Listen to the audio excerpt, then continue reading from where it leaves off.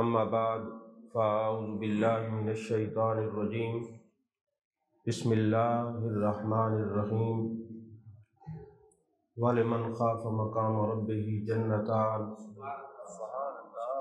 قال اللہ تبارک وتعالی فی مقام آخر انما یخشی اللہ من عبادہ العلماء صدق اللہ العظیم وصدق رسولہ النبی الکریم الامین ان اللہ وملائکتہ یصلون علی النبی یا ایہا الذین آمنوا صلوا علیہ وسلموا تسلیما اللہم صل علی سیدنا و مولانا محمد وعلی آل سیدنا و مولانا محمد وبارک وسلم وصلی علیہ الصلاۃ والسلام علیک یا رسول اللہ وعلی آلک واصحابک یا حبیب اللہ۔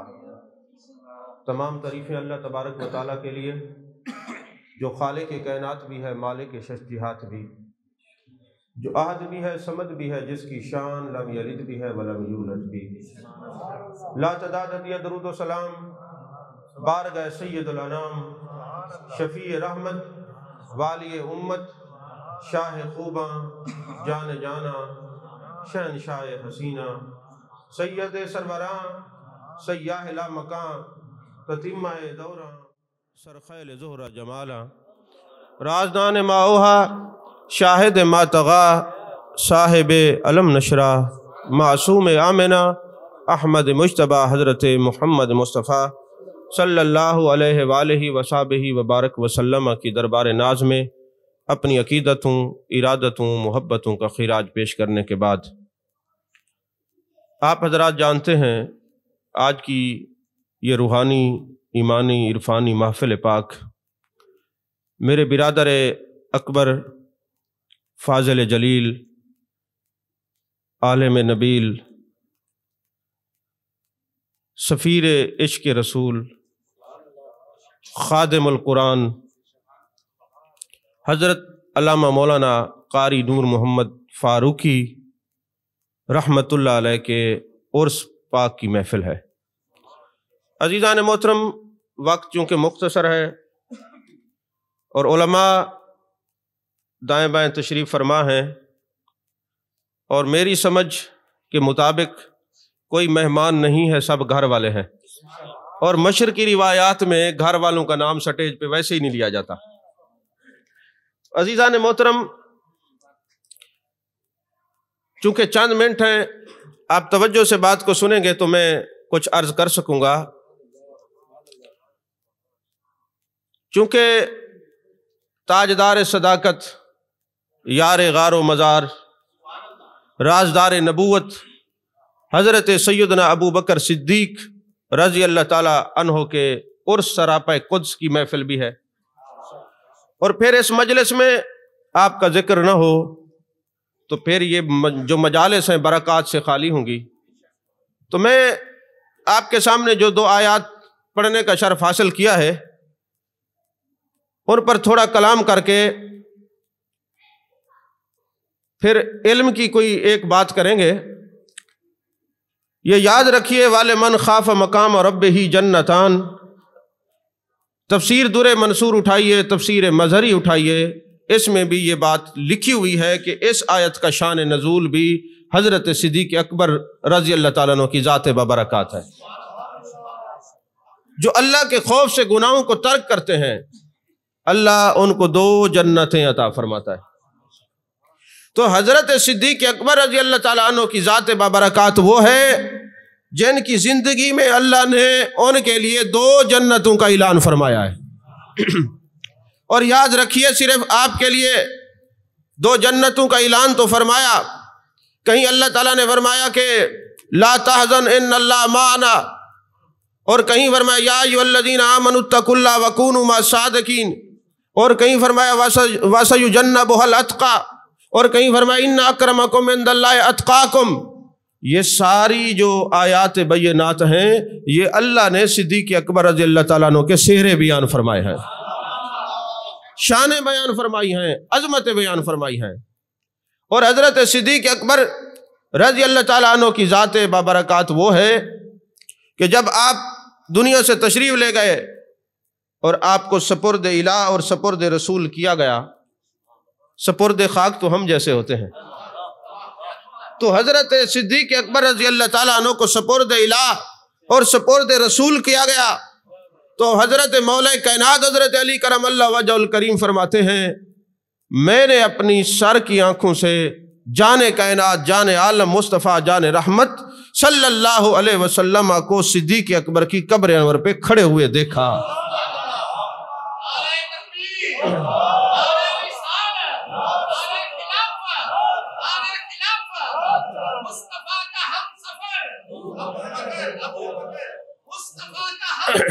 ابو بکر کھڑے ہوئے دیکھا اور جان کائنات، جان عالم مصطفیٰ، جان رحمت صلی اللہ علیہ وسلم ہاتھ اٹھا کے دعا کر رہے ہیں، دعا فرما رہے ہیں میرے مالک میری امت میں جتنے داڑھی سفید داڑھی والے ہیں، جتنے بابے ہیں، جتنے بزرگ ہیں، سب کو بخش دے، وسیلہ تیری بارگاہ میں صدیق اکبر کا ہے۔ توجہ ہے کہ نہیں؟ اور اس حوالے کو لکھنے والا کوئی عام شخص نہیں، علامہ نقی علی خان صاحب رحمۃ اللہ علیہ جو اعلی حضرت عظیم المرتبت اشا امام محمد رضا فاضل بریلوی علیہ رحمہ کے والد ماجد ہیں۔ اب اس مجلس میں جو ایصال ثواب کی مجلس ہو اور پھر صدیق اکبر کا ذکر نہ ہو، صدیق اکبر رضی اللہ تعالیٰ عنہ کی ذات بابرکات تو وہ ہے جن کے وسیلے سے جان کائنات دعا فرما رہے ہیں اے اللہ میری امت میں جتنے بزرگ ہیں سب کو بخش دے، تجھے وسیلہ صدیق اکبر کا پیش کر رہا ہوں۔ تو یہاں یہ بھی پتہ چلا اگر قبر کسی صدیق کی ہو، کسی ولی کی ہو، کسی جناب شہید کی ہو، انعام یافتہ لوگ جتنے ہیں ان کی اگر قبور ہوں وہاں پہ دعا مانگی جاتی ہے اور دعا قبول ہوتی ہے، کیونکہ جان کائنات صلی اللہ علیہ وسلم نے خود دعا فرمائی ہے۔ عزیزان محترم، مجلس لگی ہوئی ہے، جان کائنات، جان عالم مصطفیٰ، جان رحمت صلی اللہ علیہ وسلم تشریف فرما ہے۔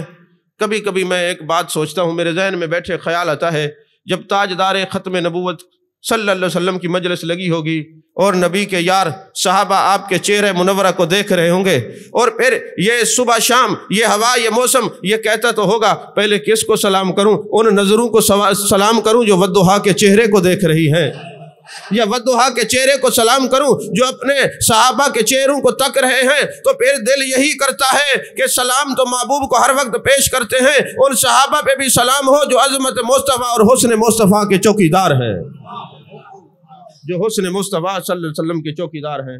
عزیزان محترم، مجلس لگی ہوئی ہے اور ایک نبینا آتا ہے جان کائنات صلی اللہ علیہ وسلم کی مجلس میں اور آ کے عرض کرتا ہے کون ہے جو مجھے اللہ کے نام پر کچھ عطا کرے؟ اور ظاہر سی بات ہے جو دینے والے ہوتے ہیں ان کی عادت دینا ہوتی ہے، جو لینے والے ہوتے ہیں ان کی عادت لینا ہوتی ہے۔ عادتیں مختلف ہوا کرتی ہیں، جن کو دینے کی عادت ہے، جن کو لوٹنے کی عادت ہے وہ لوٹتے ہیں، اور جن کو لوٹانے کی عادت ہے وہ لوٹاتے ہیں۔ اور مزے کی بات یہ ہے لوٹنے والے آج تک خوش نہیں ہوئے، لوٹانے والوں کی قبریں آج بھی بادشاہت کر رہی ہے۔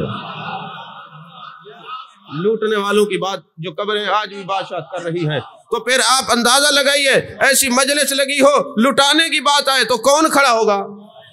جس نے سب کچھ یار پہ لٹا دیا اور لٹانے کے بعد پھر لباس بھی ٹاٹ کا پہنا ہوا ہے، اور جبریل امی بھی وہی لباس پہن کے آتے ہیں۔ آج ہمیں کہتے ہو نبی کے یاروں کا، اولیاء کا لباس کیوں پہنتے ہو؟ میں نے کہا جبریل سے پوچھو وہ میرے نبی کے یار کا لباس پہن کے کیوں کھڑا تھا؟ توجہ ہے کہ نہیں ہے؟ اور پھر پوچھا جا رہا ہے صدیق مجھ سے راضی ہو، راضی ہو، راضی ہو، کہتے ہیں ہاں اللہ سے راضی ہوں، راضی ہوں، راضی ہوں، راضی ہوں، تکرار کر رہے ہیں۔ کیمرے نہ لگے ہوتے تو میں بتاتا یہ تکرار کیوں فرما رہے ہیں۔ کچھ باتیں تصوف کی بغیر کیمرے کے بھی ہوتی ہے، اور تصوف کی باتیں ہیں ہی جھونپڑی کا مضمون ہے، یہ سرے بازار بیان ہی نہیں کیا جاتا، بس کوشش کرتے ساتھ ساتھ لے جائیں۔ تو اب صدیق اکبر رضی اللہ تعالیٰ عنہ کھڑے ہوتے ہیں، نوازتے ہیں، اور پھر وہ نابینا جو تھا اس نے کہا اللہ کی بارگاہ میں مانگنا چاہتا ہوں، کوئی مانگنے کا طریقہ ہو۔ حضرت صدیق اکبر رضی اللہ تعالیٰ عنہ نے اس نابینا کا ہاتھ خود پکڑا اور اپنی داڑھی پہ رکھا اور فرمایا اللہ کی بارگاہ میں دعا کرو۔ اب سوشل میڈیا کے اوپر نا ایک عالم صاحب یہ واقعہ بیان کر رہے ہیں، اس کے ساتھ ایک کلپ کٹ گیا، یہ واقعہ کسی کتاب میں نہیں ہے، اور چیلنج اور یہ فلاں۔ وہ اللہ کے بندے کہ تم حرف آخر تھوڑی ہو، حرف کل تھوڑی ہو، اگر تمہیں کوئی بات نہیں ملی تو ہے ہی نہیں۔ روض و ریاحین دو کتابیں ہیں، ایک انبیاء کی شان پر ہے، ایک اولیاء کی شان پہ۔ چونکہ جو انبیاء کی شان پہ ہے وہ نایاب ہے، ملتی نہیں ہے، اور جو اولیاء کے شان پہ ہے وہ مل جاتی ہے۔ اگر کوئی حوالہ دے تو وہ وہی ڈھونڈتے رہتے ہیں جو ملتی ہے، جو نہیں ملتی حوالہ تو اس میں ہے، لیکن ہماری لائبریری میں یہ بھی ملتی ہے۔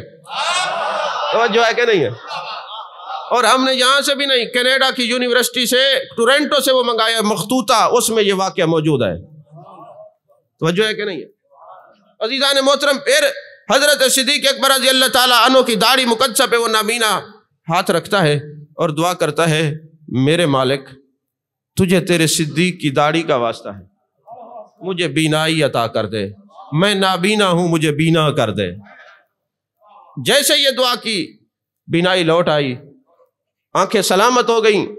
فوراً جبریل امی آتے ہیں، عرض کرتے ہیں یا رسول اللہ صلی اللہ علیہ وسلم، اللہ سلام ارشاد فرما رہا ہے، اور ارشاد فرما رہے کاش اگر یہ نابینا آج یہ دعا کر لیتا کہ اے اللہ قیامت تک جتنے نابینا ہوں گے سب کو بینائی عطا کر، یہ صدیق اکبر کی داڑھی کی برکت ہے، صرف اس کو بینائی نہ ملتی بلکہ قیامت تک کوئی نابینا نہ ہوتا، سب کو بینائی مل جاتی۔ صدیق اکبر کی داڑھی کی برکت یہ ہے۔ نعرہ تکبیر، نعرہ رسالت، نعرہ خلافت، نعرہ حیدری، علماء حق اہل سنت۔ آپ کو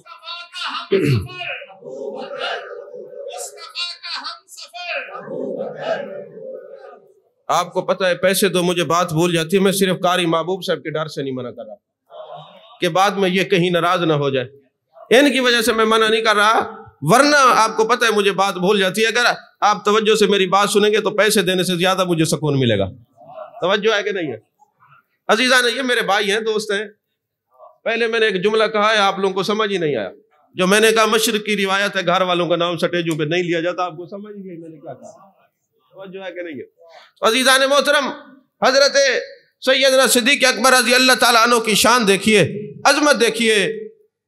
صبح کی نماز سے پہلے یہ بھی حوالہ دے دوں، حضرت نظام الدین اولیاء رحمۃ اللہ علیہ کے ملفوظات میں ہے، آپ فرماتے ہیں کہ، اور پوری سند کے ساتھ یہ بات ہے، یہ ویسے مسند احمد کے اندر بھی یہ بات موجود ہے، فرماتے ہیں کہ حضرت سیدنا صدیق اکبر رضی اللہ تعالیٰ عنہ صبح کی نماز سے پہلے دروازہ رسول صلی اللہ علیہ وسلم پر کھڑے ہو جاتے، کاشان نبوت پہ کھڑے ہو جاتے، اور جیسے ہی جان کائنات صلی اللہ علیہ وسلم بہر آتے، پوچھتے صدیق تجھے رات کو نیند نہیں آئی؟ یا رسول اللہ نیند کیسے آتی ہے، والضحیٰ کے چہرے کو دیکھنے کے لیے بے چین رہتا ہوں، واللیل کی زلفوں والے محبوب کو دیکھنے کے لیے بے چین رہتا ہوں، ما زغ البصر وما طغیٰ کے کاجل والے آنکھوں والے یار کو دیکھنے کے لیے بے چین رہتا ہوں، علم نشرہ کے سینے والے یار کو دیکھنے کے لیے بے چین رہتا ہوں، طٰہٰ کے تاج اور یاسین کے سیرے والے محبوب کو دیکھنے کے لیے بے چین رہتا ہوں۔ آقا میری خواہش یہ ہوتی ہے کہ جیسے میں صبح ہو لوگ میرے نظروں کے سامنے آنا شروع ہو جائے، سب سے پہلے نظر میری ہو چہرہ والضحیٰ کا ہو، میں آپ کو دیکھنے کے لیے ساری رات دروازے پہ کھڑا رہتا ہوں، ساری رات آپ کو دیکھنے کے لیے دروازے پہ کھڑا رہتا ہوں۔ اور علماء بیٹھے ہوئے ہیں، آپ حضرات جانتے ہیں وہ ہجرت کی رات جب میرے آقا کریم صلی اللہ علیہ وسلم نے حضرت مولا کائنات کو اپنے بستر پہ لٹایا، لٹانے کے بعد فرمایا جاتے ہیں، صدیق کو کہتے ہیں ہجرت کا سفر شروع ہو گیا، دروازہ کھلتا ہے، سامنے حضرت سیدنا صدیق اکبر رضی اللہ تعالیٰ عنہ کھڑے ہوتے ہیں۔ اے صدیق تو کیسے کھڑا ہے؟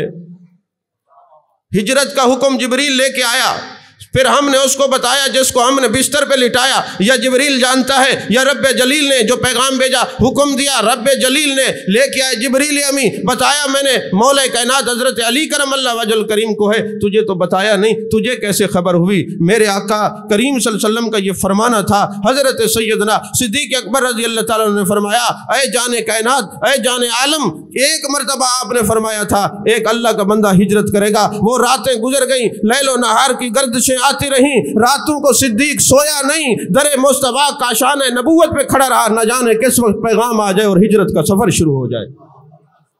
یارو ہجرت کے سفر کے لیے حضرت صدیق اکبر رضی اللہ تعالیٰ عنہ اتنے بے چین ہیں، ذرا چشم تصور سے دیکھیے، اگر سینے میں دل ہے تو دل پہ ہاتھ رکھ کے دیکھیے۔ ارے معراج پہ جب محبوب گئے، تصدیق کرنے والے صدیق اکبر رضی اللہ تعالیٰ عنہ ہیں، ہجرت کے لیے بے چین رہنے والے صدیق اکبر رضی اللہ تعالیٰ عنہ ہیں۔ پھر دیکھیے صدیق کا دل، دیکھیے صدیق کی محبتیں، دیکھیے جانے صدیق کے قلب نازنین پہ کیا گزرا ہوگا جب میرے مصطفیٰ نے پردہ فرمایا ہوگا۔ अल-यवाक़ीत वल जवाहिर इमाम शरानी ने लिखी, तसव्वुफ़ की किताब है। आप फरमाते हैं लोगों जहाँ सिद्दीक़ अकबर की खिलाफत और इमामत की और बातें हैं, एक बात ये भी है कि जब जाने कायनात जाने आलम मुस्तफ़ा जाने रहमत सल्लल्लाहु अलैहि वसल्लम ने विसाल फरमाया ना, सबके दिलों पर पर्दा आ गया, क्योंकि हिजर और फिराक की लज्जतें और होती हैं, हिजर और फिराक की मंजिलें और होती हैं। अब विसाल हो, दीदार हो, नजरों के सामने चेहरा हो तो लबों पे कुछ और निकलता है, और अगर हिजर हो जाए, जुदाई हो जाए तो कैफियत और होती है। जब मकाम हिजर पर सूफी पहुंचता है तो फिर कहते ही था मैं मुठड़ी नित जान बलब ओ तो खुश वसदा विच मुल्क रब। ये मकाम हिजर है। और जब मकाम विशाल पे पहुंचता है, यार का जलवा नजरों के सामने होता है, फिर कहता है खलकत को जैंदी गोल है, हर दम फरीद दे कोल है। ये हिजर और विशाल की मंजिलें, ये कैफियत, ये तसव्वुफ़ वालों से पूछो, ये इश्क वालों से पूछो, ये मोहब्बत वालों से पूछो। अरे सिद्दीक का ये भी अमल है कि जब जाने कायनात विशाल फरमा गए ज़हरी तौर पे, तो आप खड़े होते और शाम के रास्ते में लोगों से पूछते तुमने मेरे यार को देखा? अरे तुमने वद्दुहा के चेहरे वाले महबूब को देखा है, वल्लैल की जुल्फ़ों वाले महबूब को देखा है, मा ज़गल बसर व मा तग़ा के काजल वाली आंखों वाले महबूब को देखा है। अरे ये भी हिजर की एक किस्म थी। और फिर एक वो वक्त भी आया जब आपका विशाल बाकमाल हुआ है।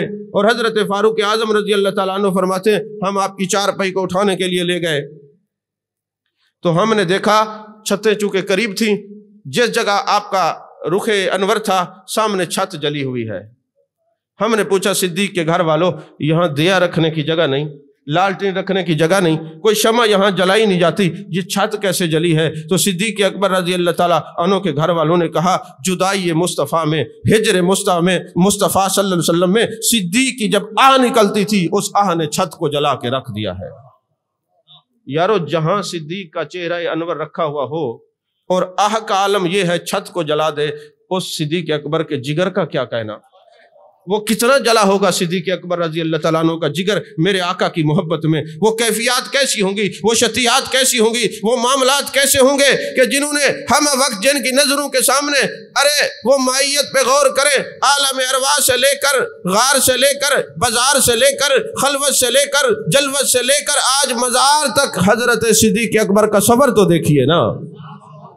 मुस्नद अहमद की हदीस वाक़या और मोजम अल कबीर के अंदर भी है, जब हजरत सिद्दीक अकबर रज़ी अल्लाह तआला अन्हु के विसाल बाकमाल का वक्त आया, पूछते हैं लोगों आज दिन कौन सा है?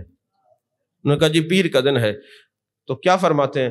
फरमाते हैं इसी दिन मेरे यार ने विसाल फरमाया है। अगर मेरी आज मैं दुनिया से चला जाऊं ना तो देर न करना, मुझे जल्दी जल्दी महबूब के पास पहुंचा देना, क्योंकि सारी जिंदगी तड़पते हुए गुजर गई है। अरे रुखे मुस्तफ़ा सल्लल्लाहु अलैहि वसल्लम का दीदार करूं, मुझे इंतजार न करवाना। अब ये इंतजार की कैफियत देखें, हिजर और विसाल वाले इस कैफियत को समझें जो जानते हैं हिजर क्या है, विसाल क्या है। इधर से ये बेचैन है कि जल्दी करना, मुझे पहुंचा देना, उधर से दरवाजा खुलता है और आवाज आती है एक यार को दूसरे यार के पास पहुंचा दो, एक यार को दूसरे यार के पास पहुंचा दो। कंजुल उमाल की एक हदीस पाक है,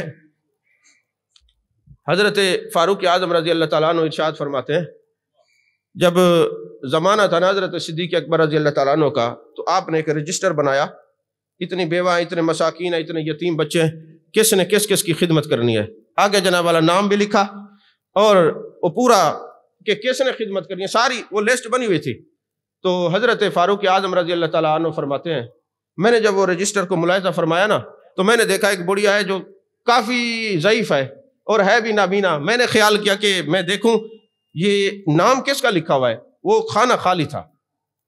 कंजुल उमाल शरीफ के अंदर ये हदीस है। अब मैंने देखा ना वो जो है वो खाना खाली है। मैंने कहा जरा देखते तो हैं ये कौन जाता है खिदमत करने के लिए। मैं रात को गया, देखा तो वो माई कहने लगी चूंकि मैं नाबीना हूं देख नहीं सकती, कोई आया था खिदमत करके चला गया। मैं सुबह गया ये आलम, मैं रात को गया ये आलम। आखिरकार मैंने सोचा मैं देखूं तो सही ये कौन है। रात का पिछला पैर है, एक चौक के अंदर मैं छुप के बैठ गया। मैंने देखा कि पथरीले नुकीले पत्थरों के ऊपर एक बंदा है, चेहरे को छुपाया हुआ है, जूती नहीं पहनी हुई। अच्छा, इमाम मकदसी ने तशरीह की कि आपने जूती क्यों नहीं पहनी? फरमाया इसलिए कि वो नीचे लकड़ी होती थी, ऊपर चमड़ा लगा होता था। जब वो रात को चलते तो पहाड़ों की जमीन के ऊपर वो ठक ठक की आवाज आती थी। जैसे आप देखें ना रात को बंदा चल रहा हो, पक्की जमीन हो, खूंडी रखे ना या आसार रखें तो आवाज आती है। तो मैं जूती नहीं पहनी हुई, नंगे पाँव है। तो हजरत फारूक आज़म रज़ी अल्लाह तआला अन्हु कहते जब वो मेरे करीब है, मैं अचानक निकला اور میں نے کہا جناب اپنے چہرے سے ذرا کپڑا ہٹائیے، آپ کو دیکھنا چاہتا ہوں، آپ کون ہیں اور کہاں جا رہے ہیں؟ چہرے سے کپڑا ہٹایا تو حضرت صدیق اکبر رضی اللہ تعالیٰ عنہ کی ذات بابرکات تھی۔ میں نے پوچھا صدیق یہ عالم کیوں؟ فرمانے لگے بات یہ ہے کہ میں نے جوتی اس لیے نہیں پہنی اور چہرہ اس لیے چھپایا ہوا ہے کہ جو میں نیکی کرتا ہوں جس کے لیے کرتا ہوں صرف اس کو پتا ہو۔ اب چھپنے کا حکم صدیق نے دیا ہے اور چھپنے کا رواج ہمارا ہے۔ اب یہ دیکھیں کہ ہم صدیق کے راستے پہ چھپتے ہیں یا چھپتے ہیں؟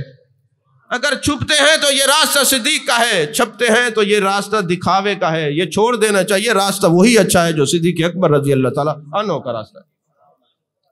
عزیزان محترم، میں نے عرض کی حضور جوتی کیوں نہیں پہنی؟ نکیلے پتھر ہیں، آپ کے پاؤں زخمی ہو رہے ہوں گے۔ فرمایا جب یہ جوتی پہنتا ہوں نا تو یہ رات کو چلتے ہوئے لوگ سو رہے ہیں، آواز آتی ہے، لوگوں کے نیند کے اندر خلل آئے گا اور پھر میری نیکی کی تشہیر ہو جائے گی، اس لیے میں نے جوتی نہیں پہنی تاکہ کسی کے آرام میں خلل نہ آئے اور میری نیکی کی تشہیر نہ ہو۔ حضرت صدیق اکبر رضی اللہ تعالیٰ عنہ کا یہ فرمانا تھا۔ حضرت فاروق اعظم رضی اللہ تعالیٰ عنہ کی آنکھوں میں آنسو آ گئے اور فرمانے لگے کمال ہے صدیق، ہر بات میں تو ہی نمبر لے جاتا ہے، ہر بات میں تو ہی نمبر لے جاتا ہے۔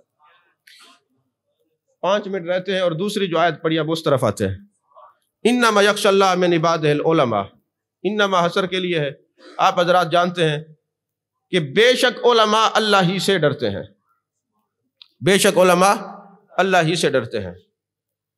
حضرت سفیان ثوری رحمۃ اللہ علیہ نے ایک نکتہ بیان کیا، امام مقدسی نے بیان کیا، اس کے علاوہ ابو نعیم اصفہانی نے بیان کیا، اور پھر سب سے بڑی بات ہے حضرت داتا علی حجویری رحمۃ اللہ نے کشف المعجوب شریف میں بیان کیا۔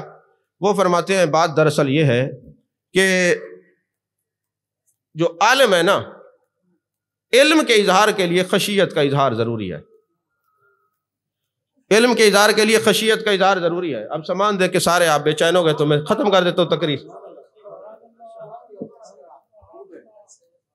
علم کے اظہار کے لیے خشیت کا اظہار ضروری ہے، اور خشیت کے اظہار کے لیے ادب کا اظہار ضروری ہے، اور ادب کے اظہار کے لیے عاجزی و انکساری کا اظہار ضروری ہے۔ جب یہ ساری چیزیں ملتی ہیں تو ایسے عالم پر کرامت کا تاج رکھ دیا جاتا ہے، وہ دنیا سے چلا بھی جائے تب بھی اس کی قبر زندہ رہتی ہے۔ اب اس کی وجہ کیا ہے؟ قبر کیوں زندہ رہتی ہے؟ جو اللہ سے ڈرنے والے ہوتے ہیں وہ قرآن کے پر عمل کرتے ہیں یا قرآن کو چھوڑتے ہیں؟ عمل کرتے ہیں۔ قرآن نے کہا لا یغتب، غیبت نہیں کرنی، وہ غیبت نہیں کرتے۔ قرآن نے فرمایا لا تجسسوا، وہ کسی کی ٹو میں نہیں رہتے۔ قرآن نے فرمایا چغل خوری نہ کرو، وہ چغل خوری نہیں کرتے، وہ حسد نہیں کرتے، وہ غیبت نہیں کرتے۔ بلکہ ابو نصر سراج علیہ الرحمہ نے کہا میں بڑے غور میں تھا، خوض میں تھا کہ یہ جو اللہ والے ہیں جب یہ دنیا سے چلے جاتے ہیں ان کی قبریں کیوں زندہ رہتی ہیں؟ میں بڑا پریشان تھا، میں اس کو تحقیق کروں، ریسرچ کروں۔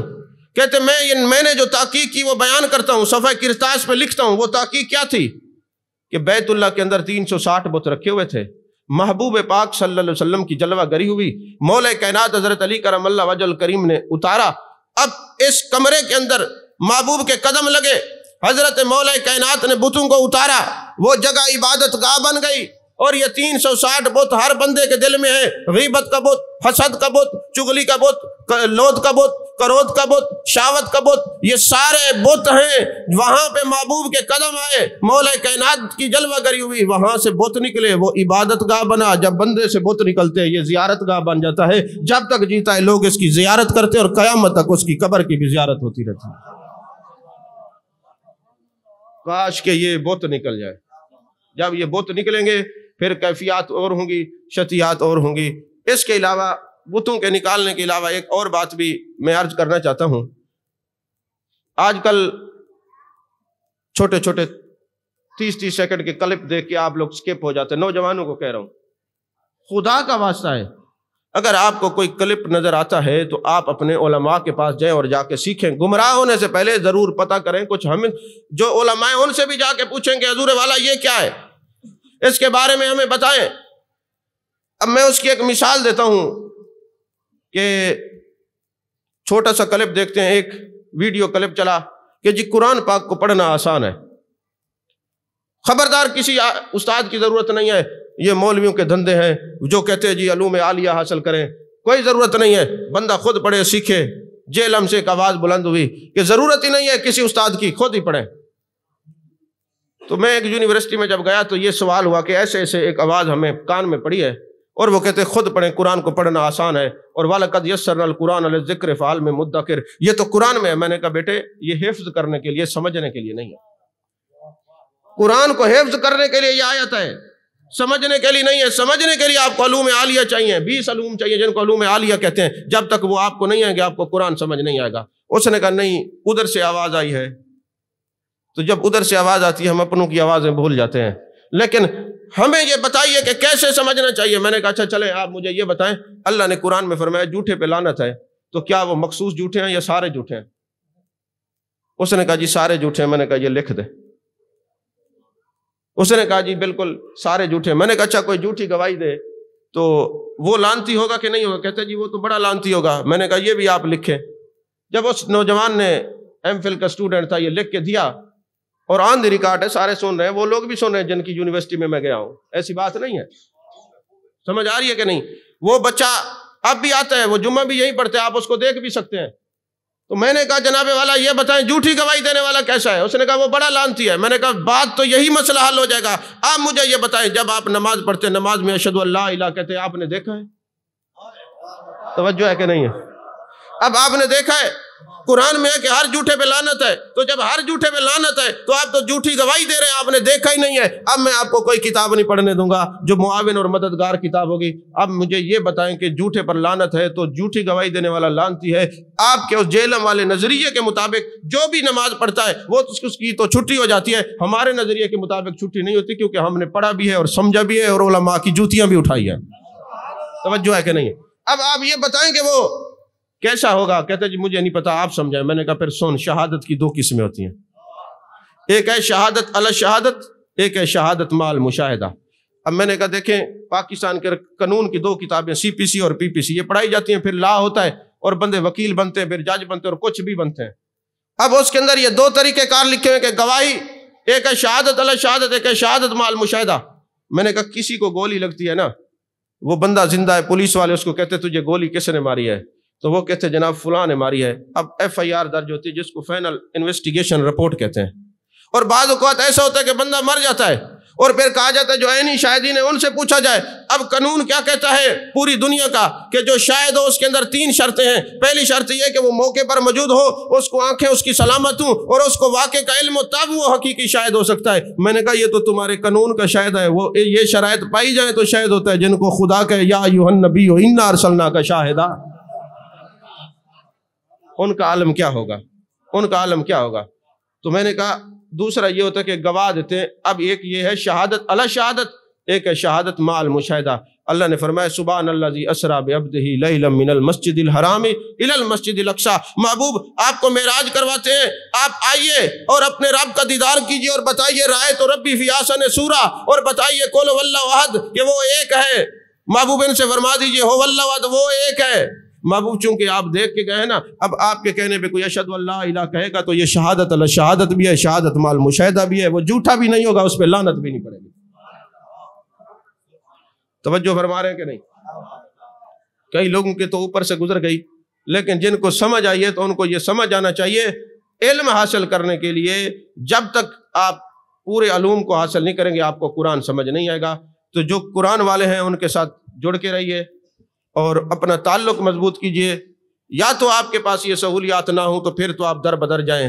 اس کا مطلب یہ کہ آپ کو در بدر جانے کا خود ہی شوق ہے، ورنہ در تو در جو ہے وہ آپ کو قدم قدم پہ نظر آئیں گے۔ جو عشق والے ہیں، محبت والے ہیں، ان سے جڑ کے رہیں تاکہ ہمارا سینہ بے کینہ ہو جائے، دل مزکہ مصفہ اور مجلہ ہو جائے۔ آمین وآخر دعوانا الحمدللہ رب